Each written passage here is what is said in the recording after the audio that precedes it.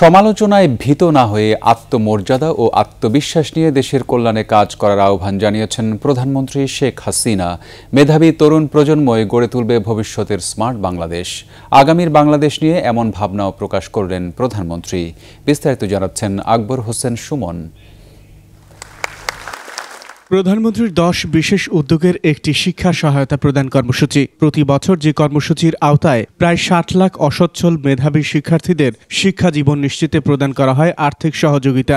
ওসমানী স্মৃতি মিলনায়তনে এবছরের মাধ্যমিক থেকে স্নাতক সমমান পর্যায়ের শিক্ষার্থীদের মাঝে উপবৃত্তি ও টিউশন ফি বিতরণ কার্যক্রম উদ্বোধন করেন প্রধানমন্ত্রী শেখ হাসিনা। গণপ্রজাতন্ত্রী বাংলাদেশ সরকারের মাননীয় জ্ঞান নির্ভর মেধাবী জাতি গঠনে বঙ্গবন্ধু সৃজনশীল মেধা অন্বেষণ বাংলাদেশ সরকারের যুগান্তকারী পদক্ষেপ। এবছর 8 বিভাগ ও ঢাকা মহানগরী থেকে নির্বাচিত হয়েছে 15 জন করে মেধাবী শিক্ষার্থী। প্রধানমন্ত্রীর হাত থেকে পুরস্কার গ্রহণ করেন নির্বাচিত শিক্ষার্থীরা। উদ্ভাবনী ধারণার আর এক প্রতিযোগিতামূলক আয়োজন বঙ্গবন্ধু শেখ মুজিব স্কলার অ্যাওয়ার্ড। এবছর এই পুরস্কার দেওয়া হয়েছে দেশের 15 মেধাবী শিক্ষার্থীকে। খুলনা জেলা স্কুল খুলনা। অনুভূতি ব্যক্ত করা দিনমজুর কন্যার কৃতজ্ঞতা প্রকাশে আবেগ আপ্লুত হন বঙ্গবন্ধু কন্যা। পরে বক্তব্যে তুলে ধরেন শিক্ষা ও শিক্ষিত জাতি গঠনে বঙ্গবন্ধুর অবদান। আগামী দিনের বাংলাদেশ, এই বাংলাদেশ এগিয়ে চলার বাংলাদেশ, বদলে যাওয়া বাংলাদেশ,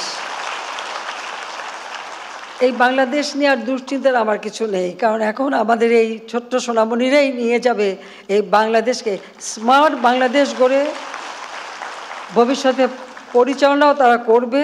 শিক্ষা সহায়তা তহবিল সমৃদ্ধ করতে বিত্তবানদের এগিয়ে আসার আহ্বান জানান প্রধানমন্ত্রী। কিছু লোকের তো বেশ টাকা পয়সা হয়ে গেছে, তাই বিত্তবানরা যদি এই ট্রাস্ট ফান্ডে অনুদান দেয়, অনেকে দিয়েছে এর মধ্যে, কিন্তু আরও যদি দেয় তাহলে আমি মনে করি যে আরও বেশি আমরা ব্যবহার করতে পারবো এই ফান্ডটা।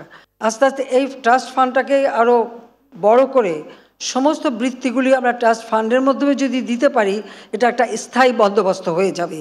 সমালোচনায় ভীত না হয়ে পাছে লোকের কথা প্রত্যাখ্যানের পরামর্শ দেন বঙ্গবন্ধু কন্যা। একটা পরিবর্তন আসলে অনেকে নানা ধরনের কথা বলে, আর তাছাড়া ডিজিটাল বাংলাদেশ, সোশ্যাল মিডিয়া, যার যা মনে আছে সব সমালোচনা করতে পারলে তো খুশি। আমরা আবার বাঙালি পরচর্চায় খুব পছন্দ করি।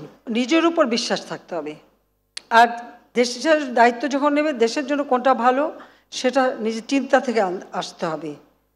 আর কেউ একটু সমালোচনা করলেই অমনি সেটার জন্য ভীত হয়ে যেতে হবে, আমি এটা বিশ্বাস করি না। প্রধানমন্ত্রীর বিশ্বাস, মেধাবী তরুণ প্রজন্মই ভবিষ্যৎ বাংলাদেশ গড়ে তুলবে।